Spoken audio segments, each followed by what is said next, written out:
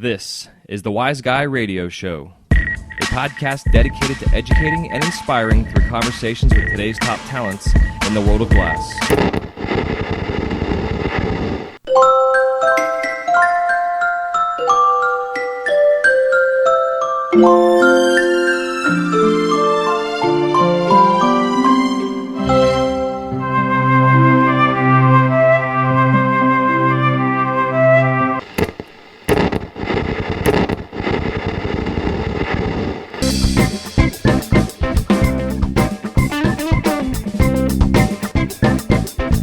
This episode of The Glassblower's Companion is brought to you by the Glass Vegas Expo. Glass Vegas brings together some of the greatest glass artists and industry vendors all under the same roof with a respectable and heartwarming vibe unlike any other functional glass art show out there.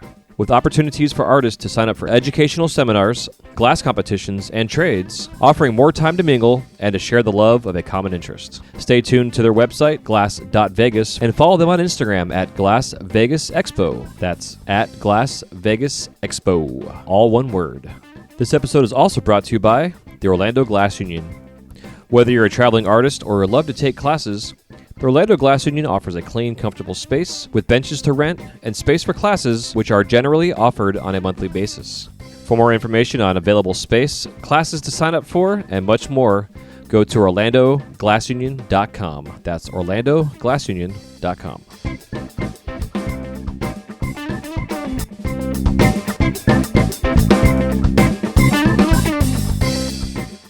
Hey, what's happening? Welcome to a Glassblower's Companion, episode number 30. This is your host, Jason Michael. Thank you so much for tuning in today. You will notice the sound is a little bit differently, and that is because I am experimenting with this episode with my time being super limited right now. Most of my off time has been dedicated to improving my game of disc golf as I've begun to compete in sanctioned events along with my wife, and outside of that, as well as glass orders getting filled, etc., and learning how to take a day off and not do a damn thing, give my body a chance to rest, and things that we should be doing. But that being said, I wanted to start off by posting a couple series of best of episodes, past episodes that you may or may not have heard yet.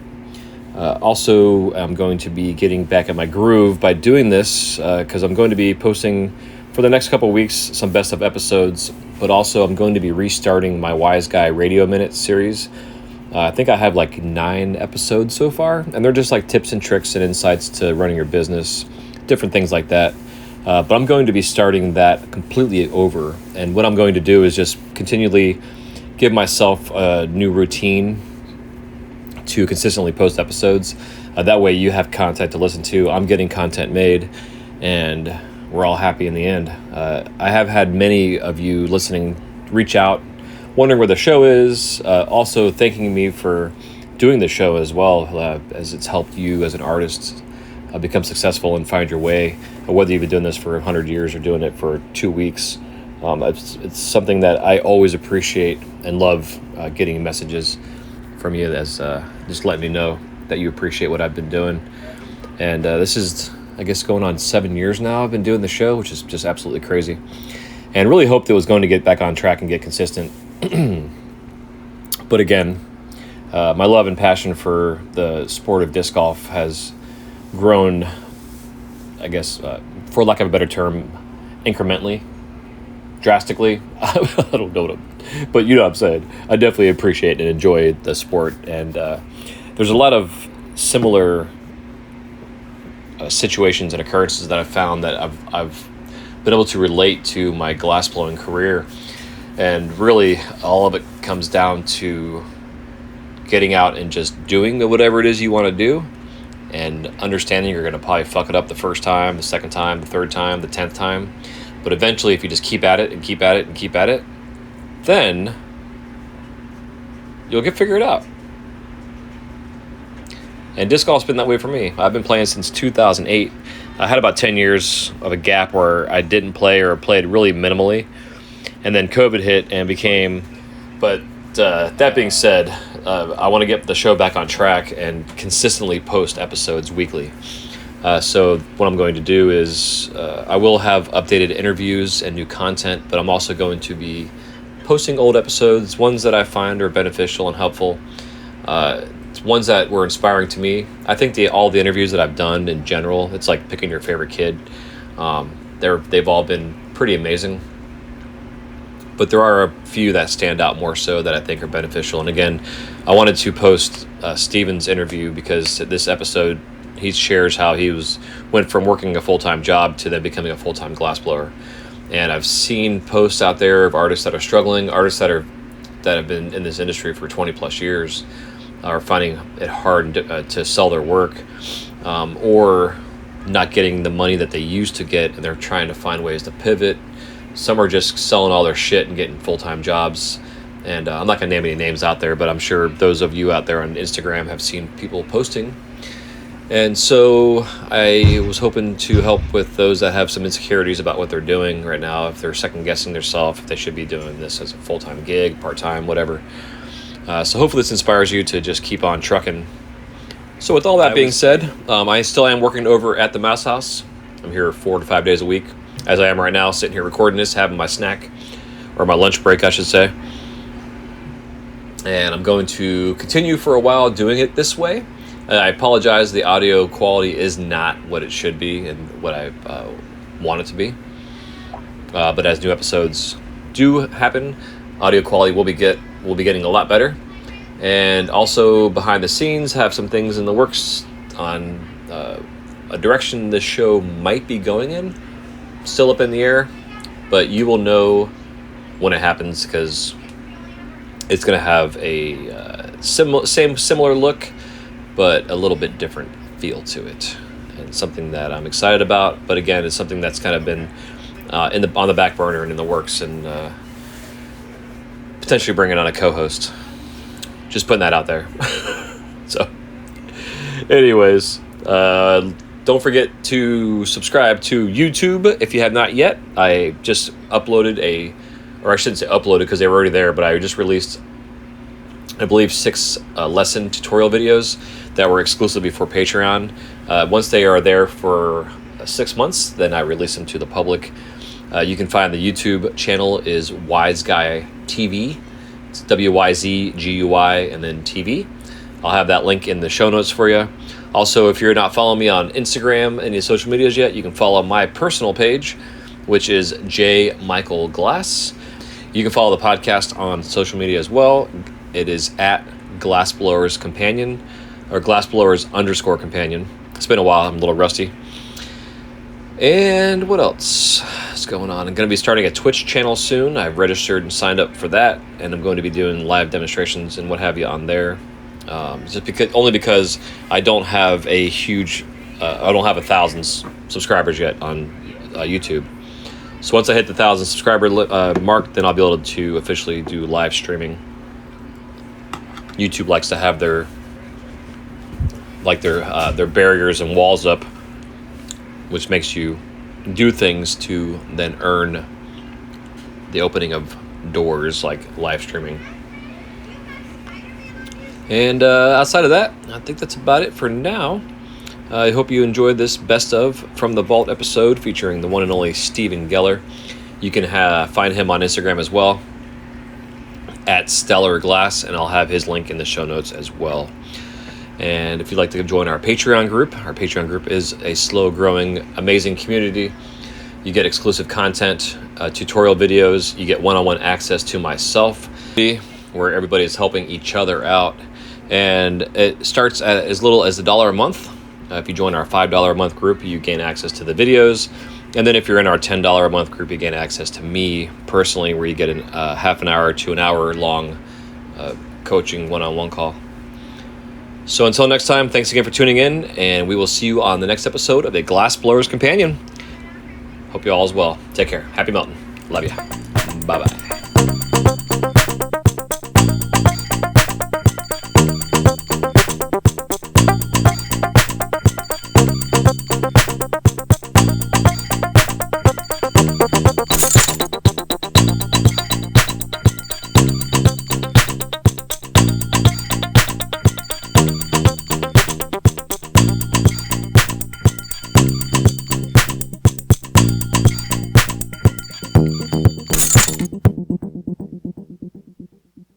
going on, Steven? Welcome to the show.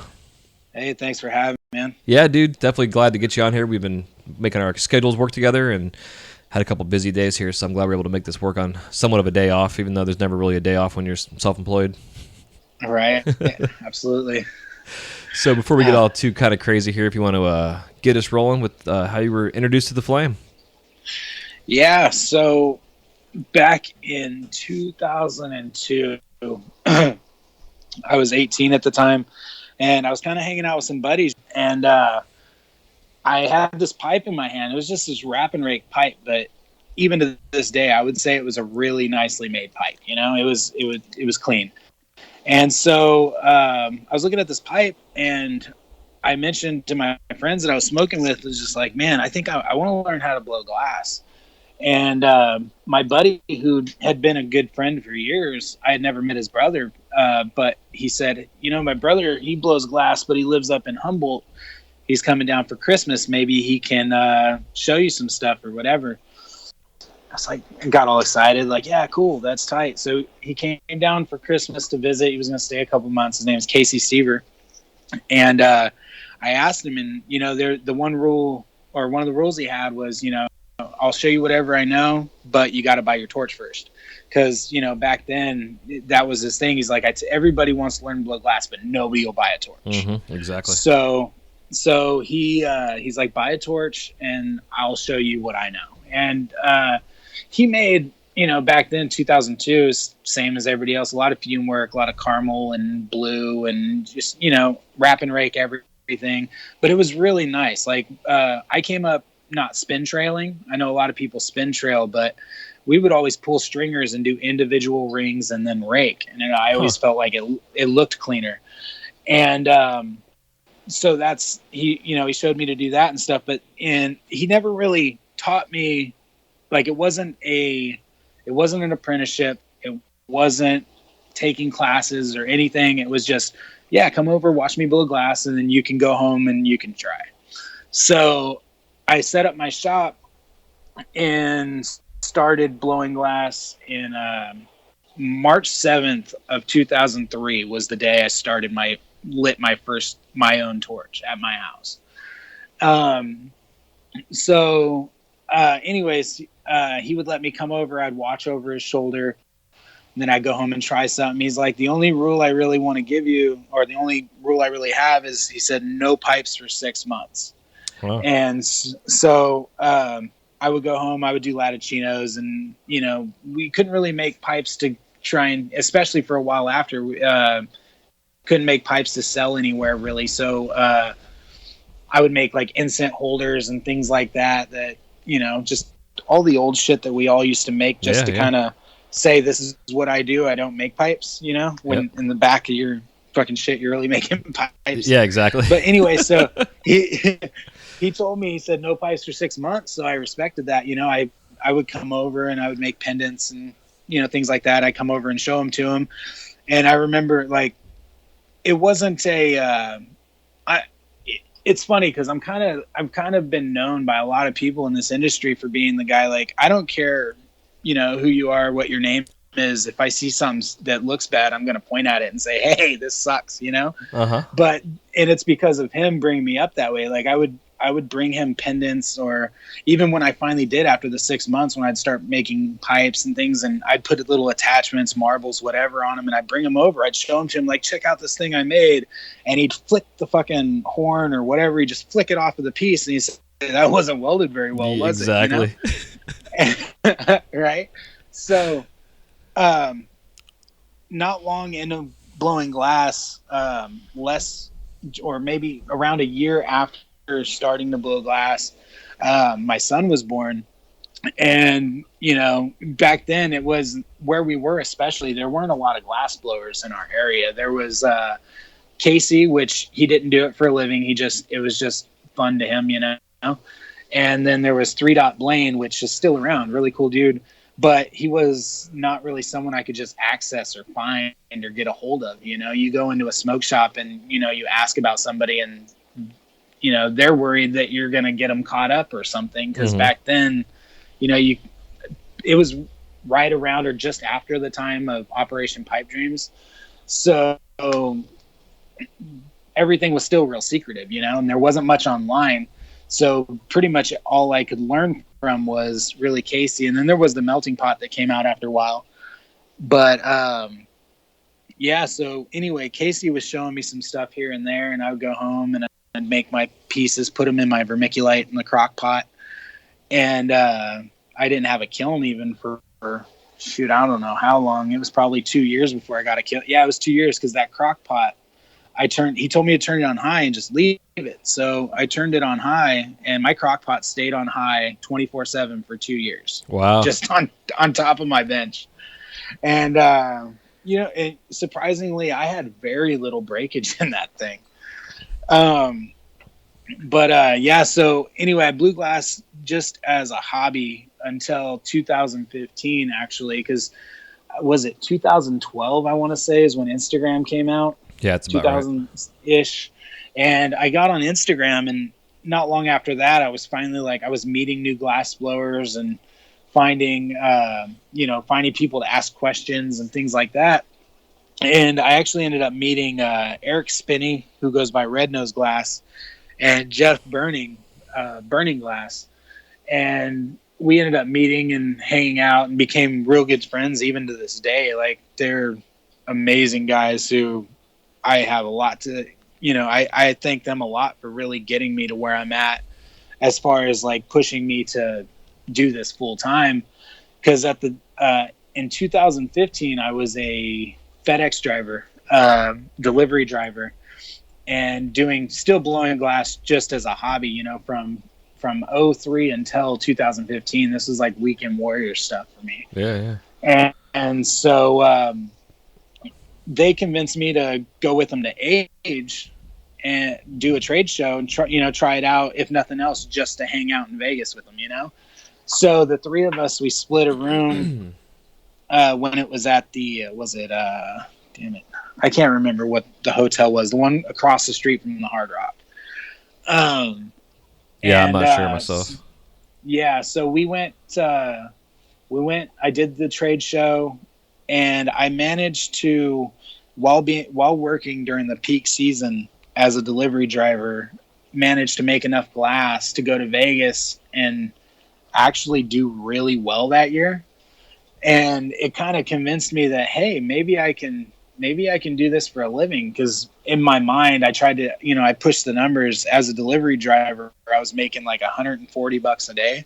It's I can definitely make $140, a day more in glass, which, sounds super easy, but some days it just doesn't happen. Yeah. Some days it costs me $140 to work. Right. Yeah, so I convinced myself that maybe I could do this, and they kind of pushed it a little bit, and I ended up in March of 2015. I put in my notice. I quit FedEx, and the rest has just been progression and moving forward here. Coming up, I never really had any formal classes. The internet wasn't readily available. It was just, I wonder what else I can make today. It was always, I didn't come up doing proto like a lot of people do. I kind of just came up what do I want to make today? Because that was the only thing I was going to get to make today, So I did get to learn a lot of different techniques, from trial and error. And then I got to learn a lot, how to make a lot of different things. So that when I got to this point where I did get to finally meet different artists and, hang out with different people, watch guys work, collab with different guys.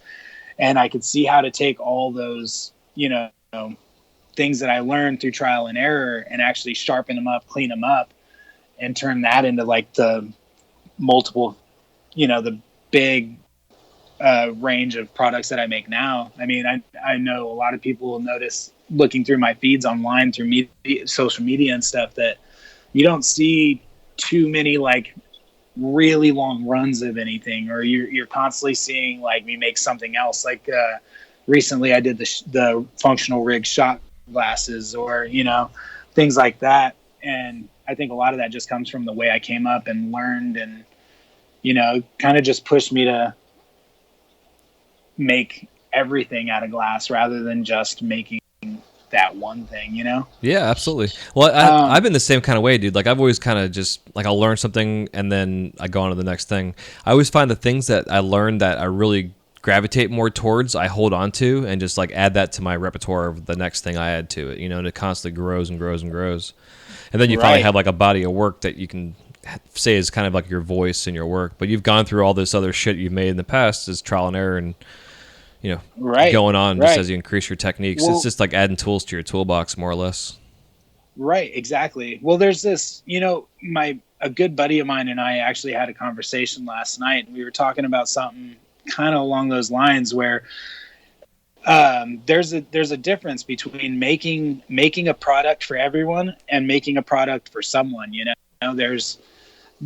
I started back in early in my glass blowing. I had started a company called Forever Loved Glass, and I was making, actually Casey and I began this together, but in 2002 or 2003 we started making the pendants and things with cremated ashes in them, right? Mm-hmm. And so even to today, one of my favorite things to make is those cremated, and it doesn't necessarily have to be a pendant, but just anything with the ashes, because I can make $1,000 rig, but if I make a $50 teardrop pendant with ashes in it and whatever, that person that gets that simple little teardrop pendant that didn't really take me a whole lot of time is going to appreciate that piece so much more than the person that has this $1,000 plus whatever heady some piece of rig, you know? So there, you know, I had this idea where I'm taking things and I'll make a shadow box and make like a fishing lure with the glass bead on the lure is, you know, cremated ashes in glass.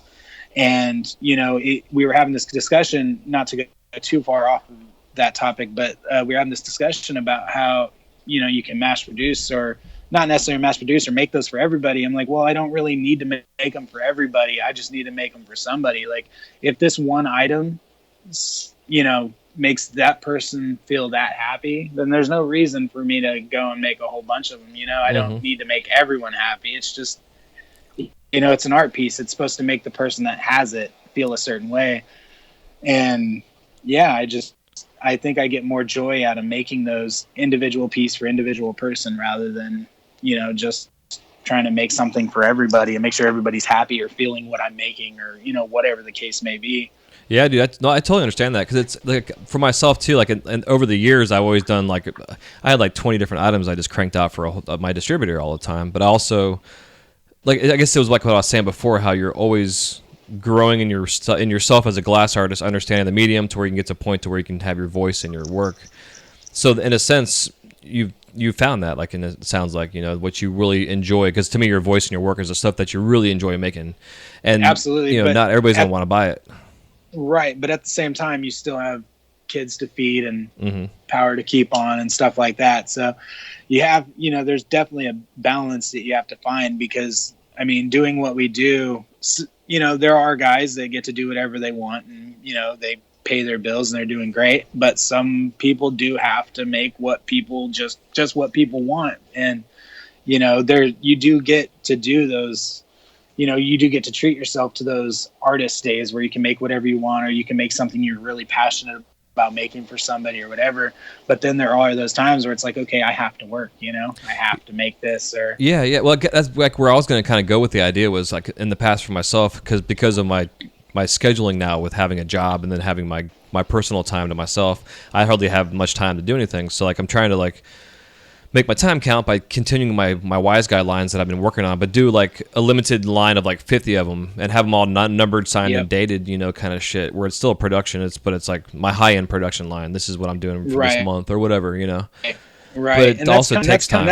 I think that's kind of where I'm at now myself. Yeah.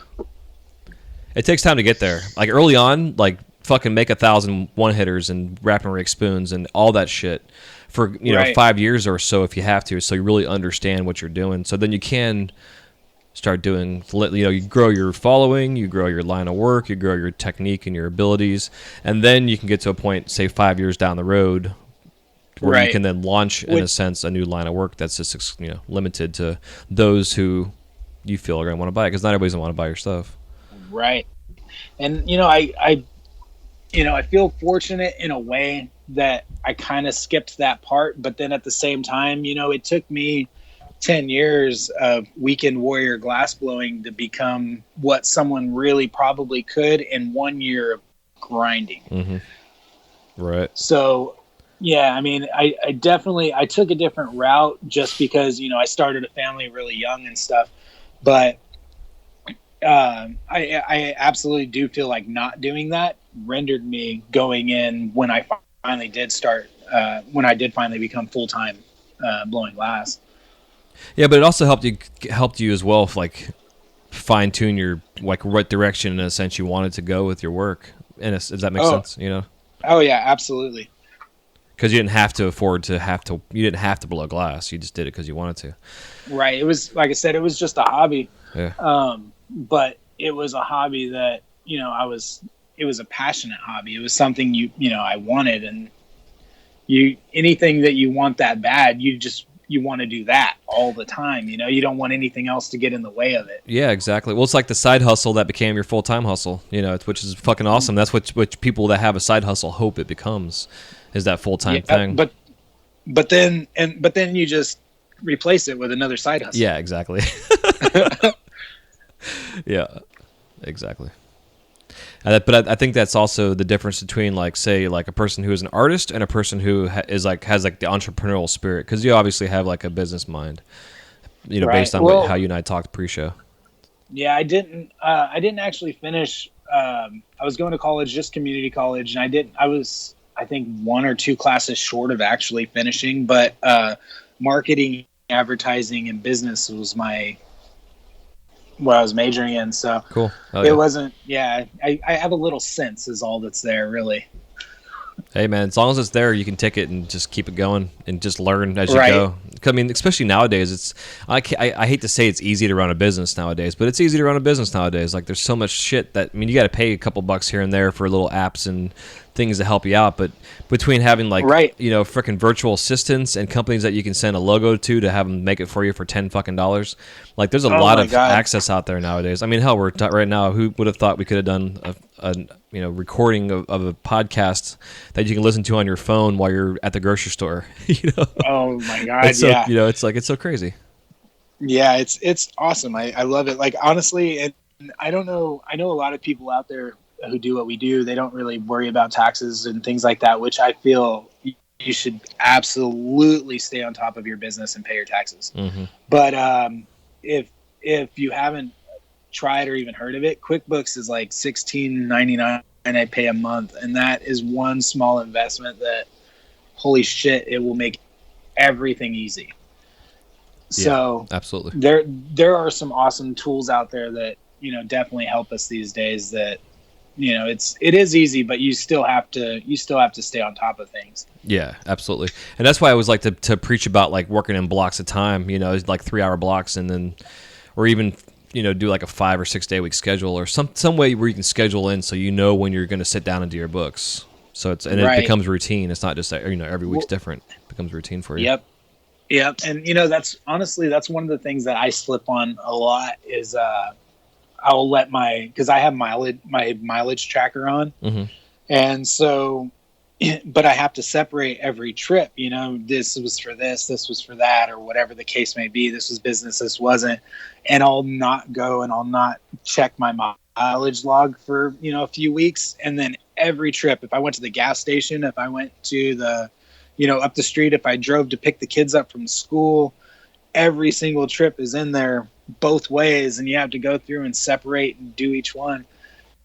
So that's one that I slip on. But yeah, you have to really be on top of it. And well, a trick with that, what I learned, dude, doing that, like, to help keep things separate, is I would just use Google Maps, and I would go to my invoice books and be like, if I drove to this certain shop, I would just put their address in my fucking Google Maps thing and just write down the mileage back and forth.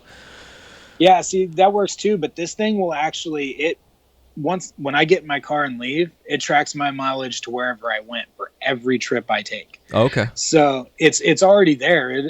I just have to tell QuickBooks what that trip was for. Oh, yeah. Okay, so you're talking about like that the app kind of gimmick you can get that tracks all your mileage basically, like you're saying. Oh yeah, it works great as long as you keep on top of it. Yeah, okay. Hell yeah. I thought you were talking about like your actual vehicle itself had that. Oh no, I don't have none of that. It's through the QuickBooks app. It's part of the service I pay for. Nice. That's good to know. Hell yeah. Yeah. Too cool. Yeah, man, because I love the business talk, and it's not. I don't think it happens that often enough in our industry. To it's all about making shit and having fun and the life of the glass blower in a sense. But behind the scenes, there's a lot of like details that need to be taken care of. Yeah, that's what people think. But there's a lot of logistics to it. Yeah, and in terms of running a business, it's really simple to do. There's not many things that you need to keep track of in terms of your overhead costs and stuff, but you got to still keep track of that stuff. And if you can stay organized, right, then it's pretty simple. And also having an accountant, if you can afford one. I mean, I think anybody can afford an accountant. Just don't buy a bag that week or something, right? Because it'll cost you $100, to have them do your whole year's taxes, as long as your shit's is organized. And that's not something I've really ever had either. I've never had an accountant, but at the same time, like I said, I'm not being paid by QuickBooks to push their shit, but right. Like they make it so easy. I haven't needed an accountant. The service I pay for also gives me my taxes free every year. So I mean, I've been using them for the last couple of years, and when it logs everything that goes, my bank transactions and things like that. And at the end of the year, I pretty much just have to add my extra expenses, my losses, whatever donations I made, etc., and okay it. And it just transfers all the information, and my taxes are done after signing a couple things. It's nice. Super. Yeah, it's the simplest way I've found, and I don't know, keeps things going. Yeah, I'll have to look into them because it's definitely something. I don't need it as much anymore, but definitely something I could use. Well, shit, my daughter and I now have our side hustle going, right? Speaking of side hustles, right? So yeah, it's gonna be. I got a feeling this little side hustle her and I are gonna do is about to blow up. So, it's definitely something that's gonna be needed. It's gonna be awesome. Fuck yeah. Yeah, dude. So I guess early on, then, so you were doing spoons and shit. Like, at what point in time? Well, yes. Did you find where you grew started, that? Like I said, Casey told me 6 months, no pipe. So after the day of 6 months, first thing I was going to make was a pipe. And my brother actually had it. I don't know. I think something happened to it. But the first pipe, I'll tell you what, waiting 6 months to make my first pipe, it wasn't a heady pipe by any means. But like for a first pipe, it was really nice. Like I was proud of myself. So I started making pipes still 2003, and from then on out it was kind of just like I said, it was random, this and that here and there. I would make cases of pipes that I would sell to friends. There was the thing Casey did where it was the kind of the local deal, the homie plug was $15 for a wrap and rake pipe, and you could pick 3 colors.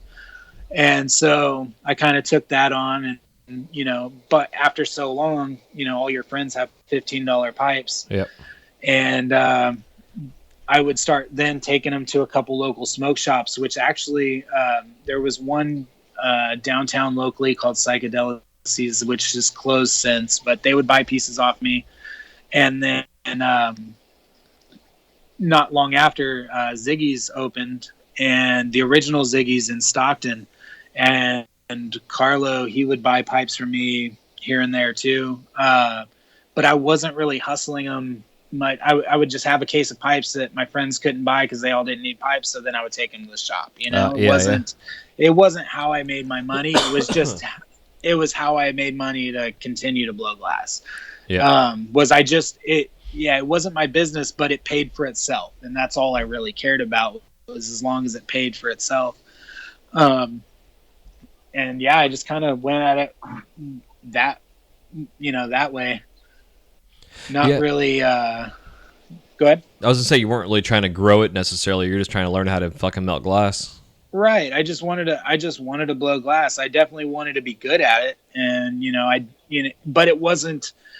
There was no desire to be, at the time, I didn't know there was going to be names in the industry, or, I didn't know there was any type of fame that was even possible, That wasn't what I was chasing. It was just, I wanted to be able to make stuff, and I wanted to make it nice so that Casey would compliment it, or, I was looking for that's really nice. It was always just looking for a piece, trying to make pieces that made people feel a certain way, And, I mean, it wasn't ever a grind until it had to be, Mm-hmm. Yeah, for sure. Do you feel like once you started the grind full time that you lost some of the fun aspect of it, that became more of a job, or does it? No, I mean, there are some days, I guess, where you do feel like, fuck, I don't want to do this today, but that's kind of like what we were, how I was talking to you a little before the show, and I mentioned that I was trying to get out of the whole where you're making so many of one thing nonstop, because I got in the position where, and it's not something to complain about. Having orders, you're blessed to have orders, and it's an amazing thing that people want your work. But I pretty much got stuck making one single item. Like, all I had time to make was that one item for 4 months straight. And it just, you definitely get to that point where you burn yourself out on it, and you don't want to do that anymore. So I kind of get to where I just want to jump around, and I like making everything, Yeah, absolutely. And that's the problem, dude. It's like there's so much stuff to make in glass these days. I don't think we'll ever do it in a lifetime, all the shit we want to make, No, and that's the thing too, is like, not just can you make just about anything out of glass, but you can also make anything out of glass and then turn it into something else. Kind of like with the pipes that we make. I've been on this kick recently. Like, I made a shot glass that I turned into a rig. I've made pins you could smoke out of. I made functional fishing lures that you could smoke out of. Nice. Like, it's a lot of fun, really stretching and creating function in something that shouldn't function in that way. It's pretty cool. Just the ability and everything that you can make, and then especially if you have some sort of technique of your own or prep that you make or whatever, you can make anything and then make this beautiful. You can take it something as simple as a dish or a bowl, which people have been doing for thousands of years, making glass bowls, but you can put your own spin on it and make it your own. Yeah, absolutely. And it's just an amazing thing. Do you find that you have a thing yet, like in terms of like what you're reaching for?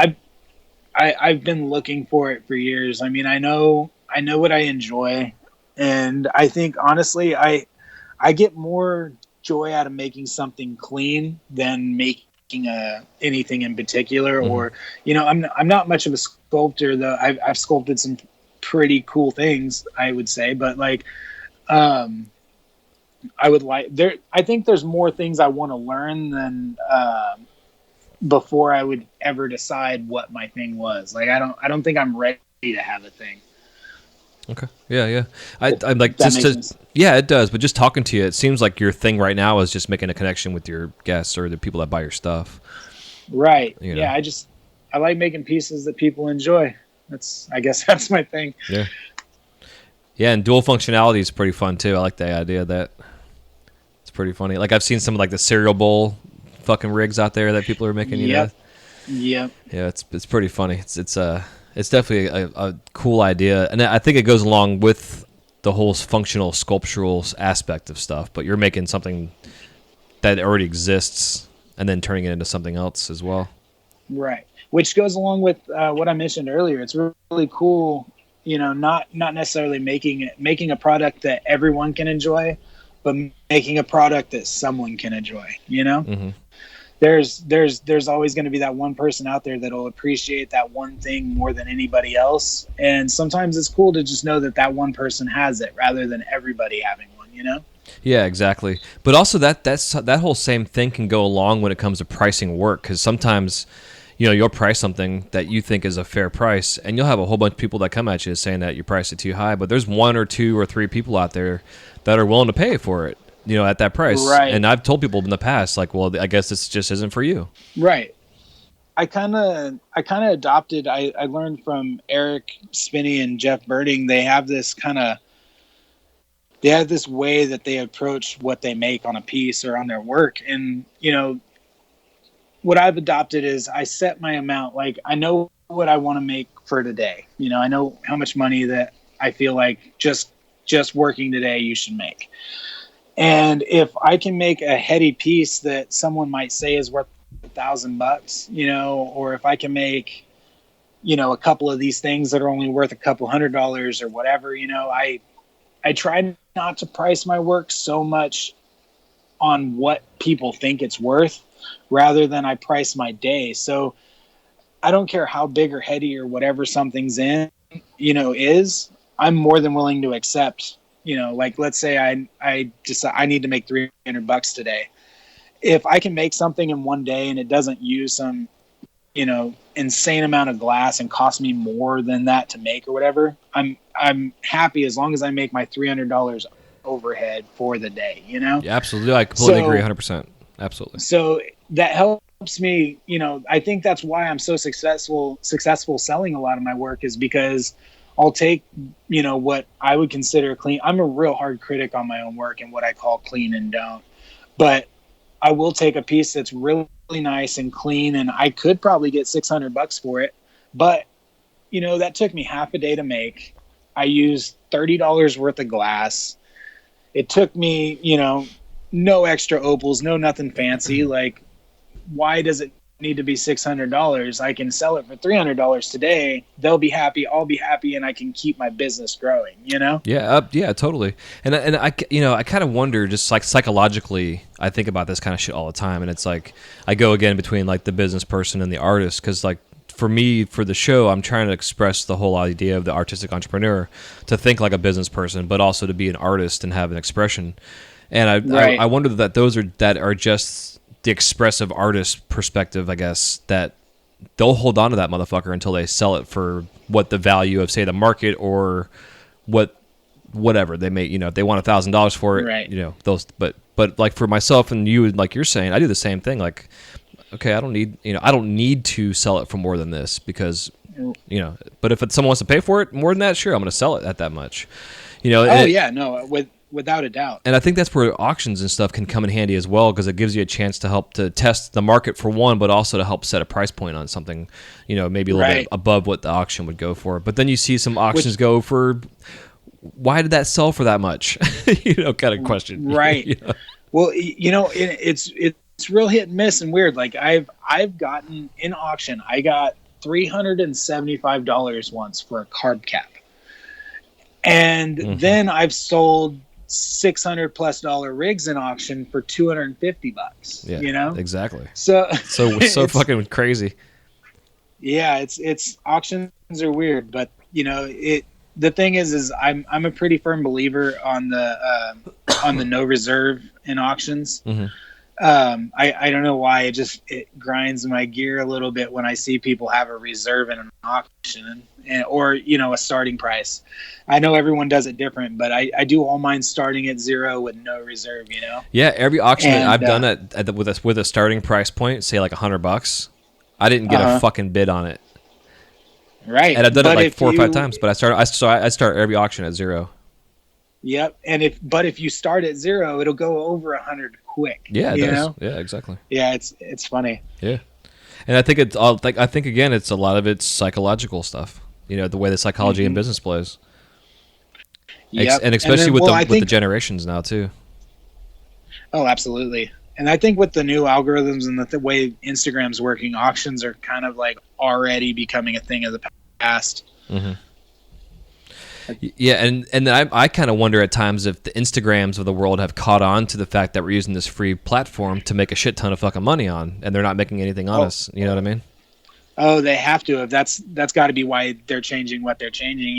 Yeah, because like when Facebook changed their whole business perspective and the algorithms on Facebook, there were literally thousands of companies that were making millions of dollars that overnight went out of business. Because of the way they changed their shit, it's interesting to see it, and I still haven't got on this whole. I don't even know what the hell it's called anymore. VO or I don't know what the hell it is. The new platform. You know out what? there. Yeah, you know what? I downloaded the app and I made the account just because they said, the first million were free or whatever. And I got one to where it said, okay, you have the free for life.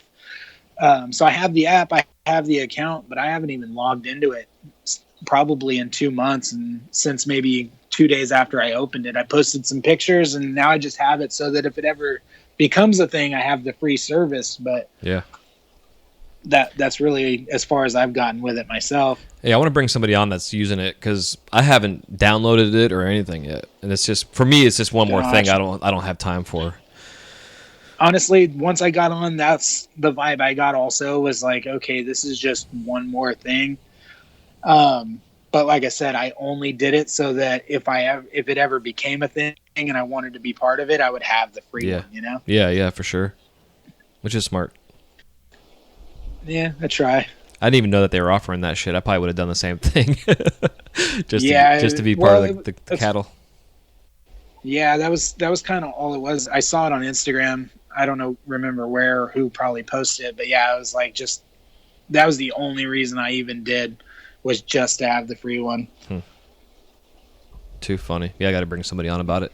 And I mean, I get it. There's been a lot of things. Like I was part of a beta test for a social media platform called Hilo, and it was basically, I remember that. And it was basically like a verbal, audio type thing, and it was a lot of fun. And I just got to a point where I just kept forgetting to log in. Like I was trying to every day do 3 or 4 different things on it just to keep my thing was growing and blah blah blah.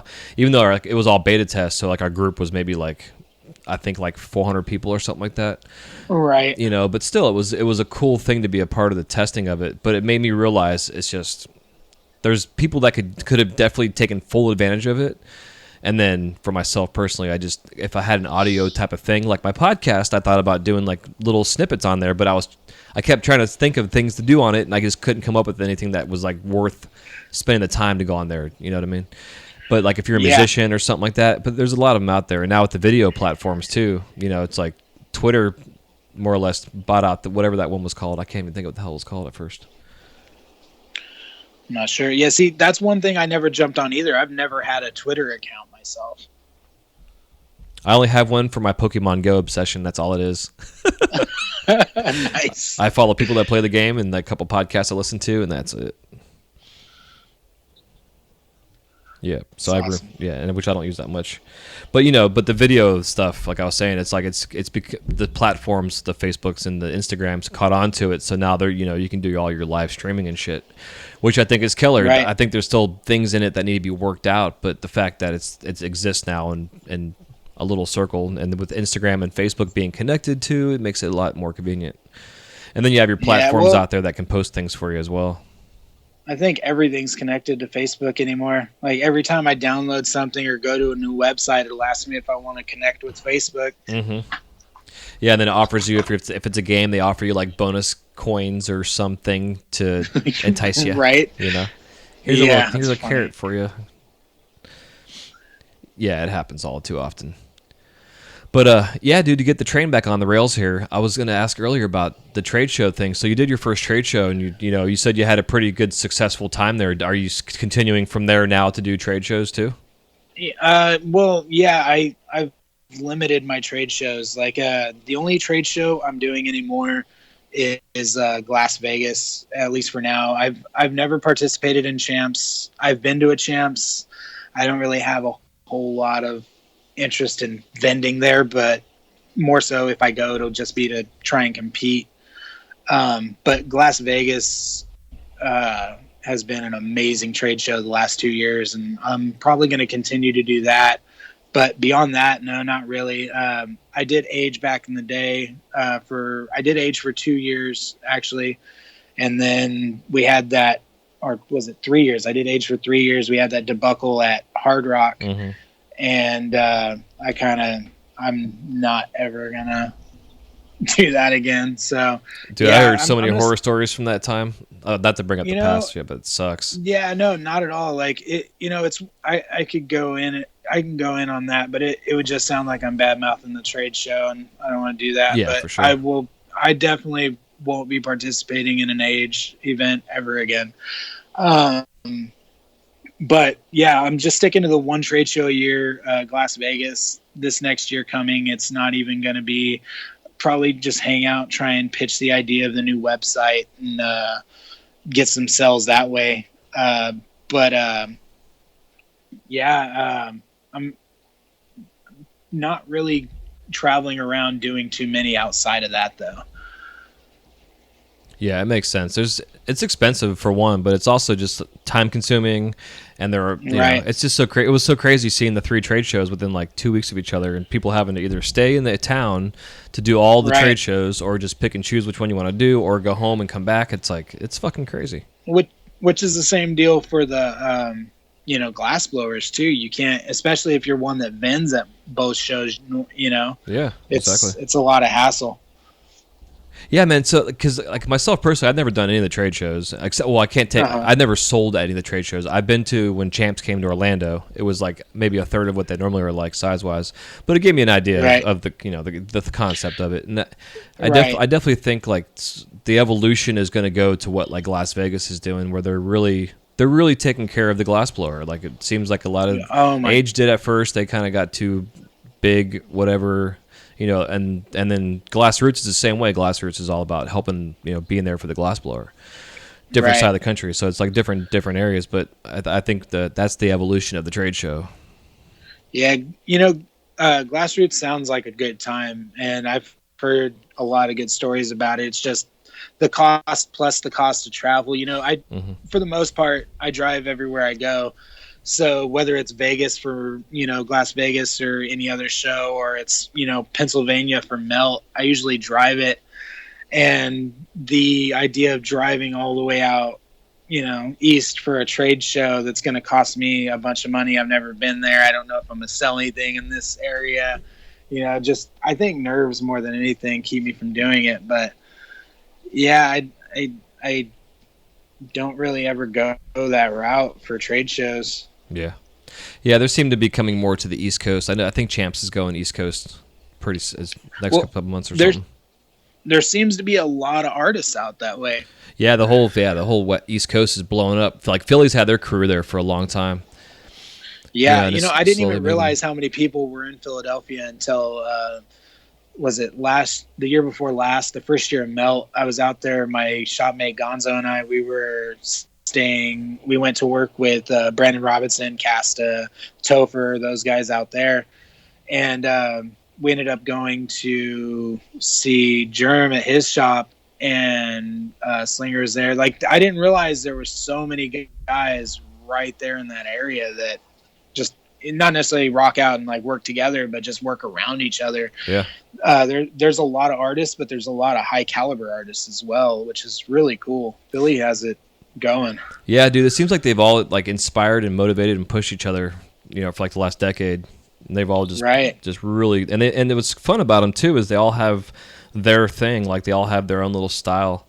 It seems like like that area is the music, the graffiti, type skateboard lifestyle kind of persona in the glass, which I dig. Yeah, definitely an interesting city too. I'll tell you what. Yeah, I don't know if you've ever been to Philly. But, no, not yet. No. It's, where I grew up it's pretty well known for being kind of a ghetto place, I guess you could say. But man, Philly's got its own something going on. I can't even explain it. Yeah, the place is interesting. Yeah, I hear you. It's like going into Atlanta or something like that, like some different areas. See, I've only driven through Atlanta. Never really stopped, so I'm not sure. Yeah, it's a fun area. It's just big and crazy. For sure. But yeah, dude, so what's up? There was something else I was gonna ask you too. I don't know. It had to do with the trade show thing. Oh yeah, I know what it was. I was gonna ask you about what we talked about pre-show. I'm not gonna put this in the show. This is all gonna be edited out. But did you want to talk about what your new platform idea is, or do you want to keep that to yourself? I don't mind sharing it, because honestly, I feel like it's something that could help a lot of glass blowers, and as long as it doesn't really get out to customers as far as like finding the sites. Everything has to be set up to where you're logging in, you have your account, Yeah, or whatever. But I'm just trying to approach the way I get my glass sales a little different with the trade shows this coming year. I actually purchased a new domain name, which that I'll keep to myself. But the idea is to basically make shelf fillers, like lots, like a there's $1,000 package where this package gets you this piece, couple of these, this thing, whatever, already pre-made, pre-packed, ready to ship. And that way I can go to these trade shows. I could take limited glass, not fill up the whole car with pieces. And, because like last a couple years ago, Gonzo and we were on our way back from Chalice, and we had a really bad car accident. And accumulatively, we lost, with collabs and stuff, probably close to $30,000 in glass. Jesus. And, it's not that I expect to get into accidents, or that's even the reason I'm doing it, but just traveling with your glass is always, risky. Mm-hmm. And so I can take, limited glass to the trade show, pretty much just show off my products and, promote my website. That way buyers can go to my website and buy these lots of glass and, fill a shelf without actually having to buy 5 of these or 10 of that, or, whatever, just to get the things they want. Just kind of a new approach I'm hoping to take, or I'm not hoping, but I'm working on taking. I'd say we're about 40% of the way through the site and getting everything going and together. And just an idea to stay on top of sales with the way everything's changing, especially with, a lot of us, myself especially. I get a lot of sales through Instagram, whether it's, individuals or it's shops ordering ordering wholesale orders of things. Yeah. And you really don't know what's going to happen, especially with the way everything's been changing on Instagram, Facebook, things like that. So it's just a way to kind of try to stay ahead of it and be ready for the next thing, just in case. What if next week we can't sell glass online anymore? Not that that's going to be the case, but just through these apps and things, we can't rely on them as much as we do. And I found myself really relying on online sales, and I didn't feel comfortable feeling that way, Mm-hmm. So it's just an approach to try and avoid all that and, stay on top of what's next, I suppose. Yeah, man. But, I'm just kind of like, my brain's moving here because of the mode that my kid and I are in right now with our stuff. And we've been following a couple different Instagrammers that are in the same genre and niche that we're in as well. And we've found that like a lot of their stuff, like when they'll promote like a new design of something, the actual page itself, like the image has like a little button on there, it says buy now basically. And you just click it, and it'll take you to their website, which is connected to Instagram, but it's their own personal website that takes you directly to your shop. Right. But then it gets my brain thinking too about like the video games and stuff, and also some of these new like home food delivery services out there, that they have, like, and it's all subscription based stuff. But my thinking with the video game thing was like with your packages you're talking about, like with the Pokemon Go shit, every once in a while they'll have like these special boxes they'll release, and they have like special items that are in there, and they're discounted as well. But it's already in your thing, so it's it's in your shop. But what really made me think about it was the home delivery services. And you could set that shit up to where, this is your 30-day supply of whatever you would need in this package, and then they subscribe to that particular gimmick, and then the next month they'll get an email or a text message saying, just so you know, on this date and date, your thing's renewing. If you want the same package as default, it'll get resent to you, or you can go to this blah, blah, blah, and pick out a new package to be delivered, or go here to cancel your subscription, type thing. Well, I don't know if you had seen it. When I first made the transition, when we had the fire and Blue Mountain Glass had closed, and I had to start blowing glass on my own, I kind of needed money quick to get, a liquid tank and things like that. So I had launched the glass subscription where it was a couple $100, and for 12 months, I did it for 12 people. For 12 months, they got a piece in the mail, or not a piece, I'm sorry. They got one item from these 12 items I made for them every month for 12 months. And a couple people had done it since, but I actually did just to get the seed money to get my tanks going and set up on my own at home for when I became full-time at home myself. The seed money did come from a glass subscription that I started through Instagram. Nice. Hell yeah, dude. That's a great idea. And see that, and that's smart. It worked out. Yeah, that's a smart business model. I think it's killer. I just try and stay on top and stay in front of things, But yeah, that's all you can do. Those kind of ideas will come to you sometimes. Yeah, but the thing is that you actually executed the idea. There's so many of us that have ideas and it just sits in our fucking brain. Right. I've got a lot of those too. Dude, I have like 10,000 every time I take a shower. It sucks. Right. Those are the three to four paycheck ideas that I haven't been able to yep. just jump on yet. Yeah, I've had many $1 million ideas in the shower, and I have my phone, and they're usually like listening to a podcast or something playing. So I'll stop real quick and dry my hands off and like type in my shit, just make sure I have it. Pet rock's already been done. Oh man, fuck. But but going on with the subscription thing, I think it's a great business model. And I mean, like myself personally, I got hooked into I think it was HelloFresh, hashtag not sponsored, and they basically had it set up to where I had to go. You had a certain window to either cancel or to stop delivery for that week, and you could do the same thing with the glass. You can have a certain window where you can either cancel the subscription or just not have a delivery for that month. But the next month it's going to kick back in again, so you have to go back in there and change. You know what I mean? I have a nice. Yeah, it was my Yeti just fell off the table. There you go. I have a subscription through a fishing tackle company that's the same deal. It's I actually paid for a year on one, and then it's monthly for a different type of tackle. Like I pay for bass and I pay for trout, but it's the same deal. You cancel it whenever you want, and yeah, those subscriptions are really cool, man. And you can get them for just about anything anymore. Yeah, that's what I'm thinking. Like the pipe industry needs to jump on board on this thing, because like my son gets this. I don't even know what the hell. It's some kind of. He gets a box every month, and it's like got different items in it from different movie posters or a toy or some kind of pop culture thing or a movie thing or whatever. It's always different stuff in this little box that he gets, and it's a monthly thing. He got it for Christmas this year.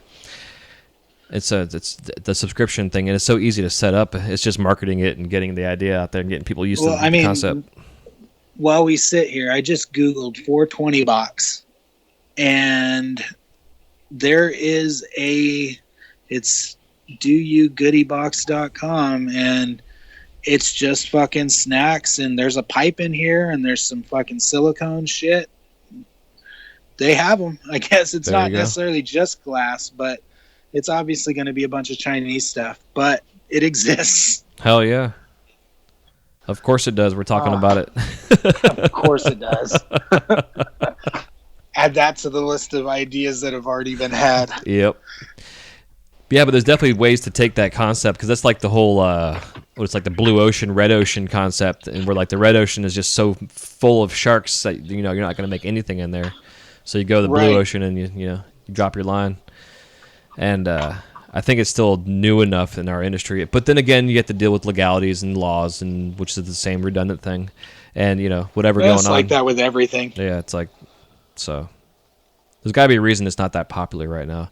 But I've still wanted to take the whole, like, Tupperware dildo party kind of concept and do it with pipes, too, Dude, that is a great idea. Huh. Have some pieces never crossed my mind. You could use, at your friends' houses and take orders, and then they can just go do the same thing at their house, and you can host a party at their house, and they can make money on you. Multi-level marketing stuff, Oh, man, that's actually a pretty cool idea I never really thought of that. Yeah, I just don't know how. I guess it could be done. Just you need a shit ton of inventory. I've definitely supplied pieces for the dildo parties. Hell yeah, me too. I had a girl that at the smoke shop I used to work at. She used to run those things, and I'd make them for her. Yeah, it was. It's tight. That was right after Operation Pipe Dreams. Yeah, well, it was also the same time when I was learning, so. It was still kind of secretive. So we'd made all that shit. I never really made them just, for bulk orders, but for everybody, but I did make orders of them for local shops and things. Mm-hmm. So Yeah, they were expensive back in the day. It was crazy seeing some for sale for like $250 retail and glass dildos. Right. You know. Well, see, what I did with them was, like you get one stick of, if you buy an individual stick of 25 mil, I believe it was like $20 or something. And generally I get 9 to 10 pieces out of one stick, and one order would be one stick. So I'd get about 10 pieces. I charge $350 for the order. And, it was $200 or $330 come up for, 1 day's of work. Yeah. If that. So yeah, it's definitely a good grind. Yeah, it definitely is. And then they were getting imported and blah, blah, blah. So now it's, like anything else. Oh yeah. The dildo became the pipe. Yeah. It's all the same. Yeah. It was fun. So, yeah, dude. Well, I think on that note, I think it'd be a good time for us to take a quick break. Unless there's anything else you wanted to cover, I want to make sure we covered the topics. I don't know. Unless you missed any topics, I don't think I missed anything. All right, cool. Because we have gone all over the damn place. Right. Which is killer. I dig it. So, cool. Well, we'll take a quick break. Thanks, sponsors. Come back, and then it'll be time for us to crash the kiln. Sweet.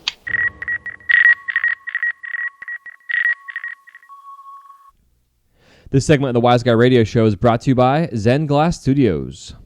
Located in the heart of St. Petersburg, Florida, Zen Glass has a wide range of offerings to choose from. Their menu includes one-on-one or group classes in their hot shop or flameworking studio, create your own wine glass, and so much more. If you're a traveling artist, they even have a space to rent that you can temporarily call home. With over 50 years of combined experience, Zen Glass can help you fine-tune your techniques, whether you're a novice or advanced glass artist. For their calendar of events, including info about their Third Thursday studio jams, you can contact Zen at zenglass.com. That's zenglass.com.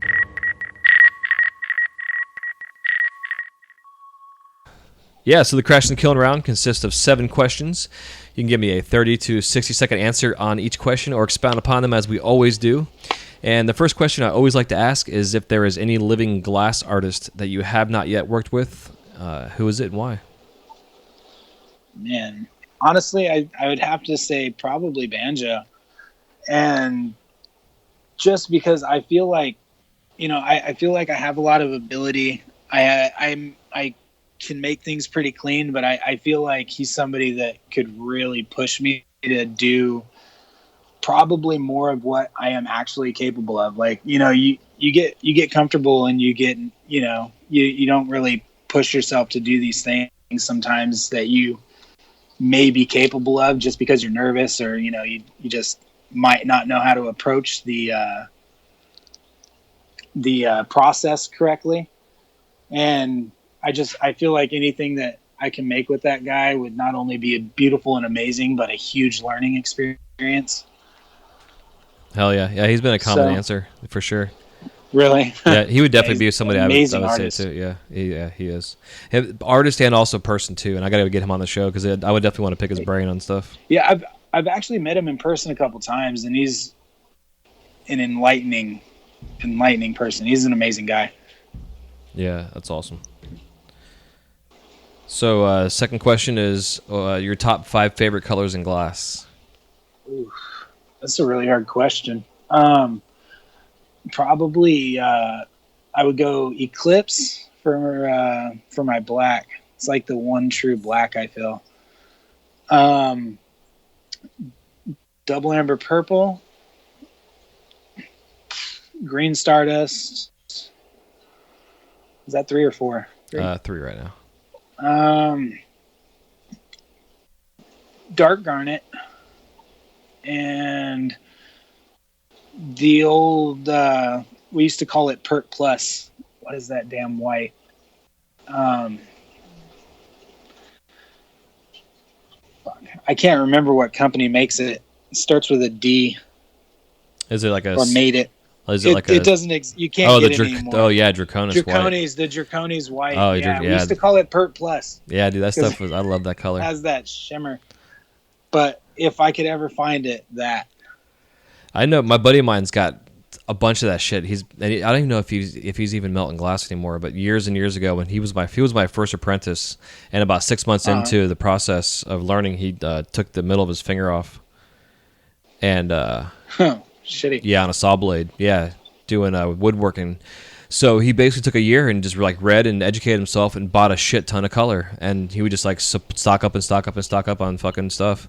And he chose the right time to do it. I know, right, dude? So he's got a bunch of it. He has like the old OG moss, like he's got a bunch of old shit that doesn't exist anymore. He's sitting on a gold mine of color. Jesus. But yeah, Draconis, that stuff was the shit. Mm-hmm. Let's see, color. So what's your worst injury in the studio? Ooh, man, I've gotten a couple of pretty good ones. I burnt my mouth really good. Like, there's been 3 separate occasions where I've burnt my lips on hot blow tubes. But one that really stands out is I had this long. It was probably a 12 to 14-inch piece of tube that had, I don't know why it came this way, but it was 2 factory ground joints on either end of this tube, but it was a long ass tube, you know? Okay. And so that's what I would use to make slides. I'd stick my joints in there, hold it, make the slides on it. And one time I was blowing out the bubble for the slide and the joint popped out, and I picked it up off the bench and put it back in the wrong side. So I went right back in, got it hot, went to blow on this 18 millimeter female joint, and put my lips right up to it. And it was the side that had just been holding the joint. Oh man! Prior, and so it ended up. It looked like once it blistered, and then looked like the perfect ringworm that went around both of my lips. The pictures on my Instagram somewhere, and then.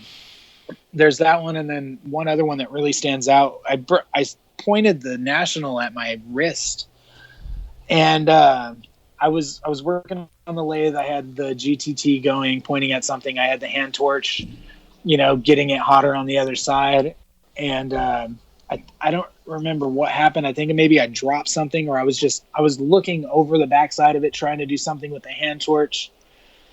And then I looked at the other torch and then pointed the hand torch right at my other wrist. And like, it was this crazy, like, if you've never felt shock, like I didn't even know what happened. It hurt so bad that it was like my brain did like a factory reset, and I dropped the torch. Like, my hand just let go of the torch. It fell on the floor, still running. And that was 3 years ago now, and I still have a pretty good scar on my wrist from that one. Man. Yeah, there's a lot of fucking nerves right there too. Yeah. I mean, I don't know what an alligator bite feels like, but what I imagine it feeling like is what that felt like. It sucked, Yeah, fuck yeah. That's a good way to put it. Really hurt. It just sucks. Oh man, yeah, it sucks. So when you're in the shop, do you watch TV, listen to the radio, or do you do both? Well, I don't have a radio, or I'm sorry, I don't have a TV in the shop. I listen to music. I listen to podcasts, comedy a lot, or I will listen to movies. Like, there are some movies, like Forrest Gump, for example, is an amazing movie if you just listen to it. Yeah, totally. So everything's audio, but there are movies here and there. Cool. You have any glass blowing theme tattoos? You know what? I've been talking about getting a gnarly, because my Nortel Miner was my first torch. Hey, me too. So I think if I get nice, yeah, spent 2 years on that thing. Fucking A. So I think I want to get some beastly somehow image of the Nortel done. But I do have a tattoo that I got at Melt. Actually, I got the last 2 years, I got this little hand flicking a marble, and then the year before that, I got the it says Melt with the with Micro's little bear guy from Mario. Nice, yeah. Yeah, so I guess those count. So just on a side note, how was the Melt experience? 'Cause I've actually heard some amazing things about it. There's nothing like it. I actually have been fortunate enough these last couple of years to be on staff with the event. I go in, help set up the tents, run the power, get everything ready, set up the kilns, but the the event overall, like honestly, there you couldn't ask for more, especially for the price. I know the $1,200 to a lot of people sounds like a lot, but when you get a torch spot for the whole event, you're fed 4 meals a day, amazing food, and then not to mention, there's artists there that are giving demos and giving classes and lessons, like hands-on lessons, where you would pay $800 to $1,000 just to see that one artist, and you're showing up at this and you're getting 5-6 of these amazing artists and that same opportunity with each of them. It's unlike anything I've ever experienced, not only in glass, but like it's camp for it's just like being at a kid's camp, only you're an adult, you're with all your friends. Yeah. There's not enough good I can say about this event. It's just the most amazing thing. Hell yeah. I got to need to contact that group of people, get them on the show. It's Sean Gold, Kevin Beecher, Todd. I don't know Todd's damn last name. Todd, Josh Mazet, any of those guys, Paul Catherman. That's the group of guys that are running it and put it on. So any of those guys, I'm sure would be good contacts. Yeah, absolutely. Cool. Appreciate that. Yep. And final question I like to ask is, what are your top 5 favorite tools? And that does not include your torch or your glasses. Ooh. Does a mini smith count as a torch? It counts as a tool. Yep, you can use that. All right, mini smith. My mini smith with the Chevo tips. Hands down, one of my favorite. Like, I don't know how I blew glass for so long without that. I said torch. The same thing. And I use it now on my solid work, dude, and it's a complete fucking game changer. Dude, to be able to move glass around and see it being moved around. Yep, it has a lot of functions. Like, you can use it for just about anything. Yeah, it's awesome. That I know a lot of guys don't use them, or like some people even frown upon them, but I love my blow tube or my blow hose. Mm-hmm. Yep, I use one. Game changer. Yeah, I like to be able to see what I'm doing. Mm-hmm. For seating joints, I really like quartz joints for the seats. I have this little reamer. My buddy, actually a local guy here, Garrett Slover, he goes by Wind Up Devil online, but he makes this little pencil reamer that he calls it the tool you never knew you needed. Too fun. And yeah, it's honestly it's probably my favorite reaming tool that I have. It gets into anything. That it's all brass, solid brass. The end has like this fat reamer end on it that you can use for mouthpieces, carbs, just really anything. And I think they're only $25. And then if you ever like drop it and mess up your tip on your brass, he'll remill it for you. Amazing tool. And then probably my kiln, man. Like I said, I spent 2 years in a crock pot full of vermiculite. I appreciate the hell out of my kiln. Yeah, I know what you mean, man.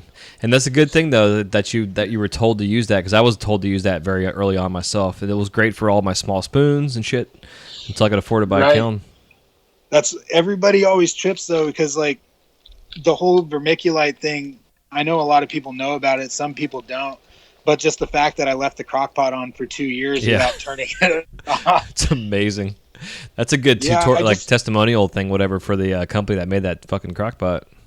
Yeah, I think Casey actually, when I was done with that, I gave it back to him. I think the crock pot's still sitting with the lid on it. Still has the same vermiculite in it. Too funny. Yeah. That was years ago. Huh, amazing. Well, yeah, man. Well, so before we let you go here, if you want to give us some parting piece of advice, and then where we can find you out there in the world of cyberspace. Oh, man. World of cyberspace. Facebook I don't use much, but you can find me. It's just my name, Steven Geller. Cyberspace is Steller Glass. It's Steller Glass. That's pretty much it online. I don't use too many other platforms. Advice, honestly, like, especially if you're a newer glassblower, the best tip I can give you is make your pieces start to finish, even if you're not happy with it, because you're going to end up in this position. And I've told many of my friends this, like, you get to where you'll make nice ass pieces and then you're going to put a shitty joint on that nice piece because you worked on making that nice piece and kept throwing them away and continuing these nice pieces and never finishing them to the point you made what goes on at the end. You should make start to finish, shitty piece, shitty joint, shitty piece, shitty joint, until you're making nice pieces with nice joints or nice attachments or whatever the case is. If you start something, finish it, even if you're not happy with it, unless like you're at that point to where like, it matters and it has to be clean to sell it for your name or whatever the case is. But like, yeah, you should practice all the way through on everything you make. Hell yeah. Well said, and I completely agree. Sweet. Hell yeah, dude. Well, dude, it was fun having you on the show and chit-chatting and going all over the place in tight circles. It was fun. We covered a lot of topics. I appreciate it, man. Had a good time. Yeah, likewise. I hope you guys enjoyed this conversation with Mr. Steven Geller. Definitely check him out on Instagram, and he's at Steller Glass, and I'll have his links and all the information in the show notes, as well as his bio. You guys can check him out, and he will be episode 192. And you can find that at wiseguymedia.com/192 or on any of your favorite podcast catchers. And if you're listening to this now, you already know where to find it. So there you go. We'll talk to you next time. Y'all take care. Stay hydrated out there. Love you. See ya. This episode of the Wise Guy Radio Show is brought to you by The Flow magazine. Since its inception, the focus of The Flow has been to provide a bond among members of the lampworking community. In every issue, you can enjoy great content with the hottest artists and cutting-edge techniques using the latest industry products. These features, along with the continuation of our Women in Glass edition, Glasscraft Emerging Artist Awards, inspiring gallery showcases, dynamic general interest articles, as well as health and safety information, make The Flow the leading international lampworking journal. For more information or to subscribe to The Flow, go to theflowmagazine.com. That's theflowmagazine.com.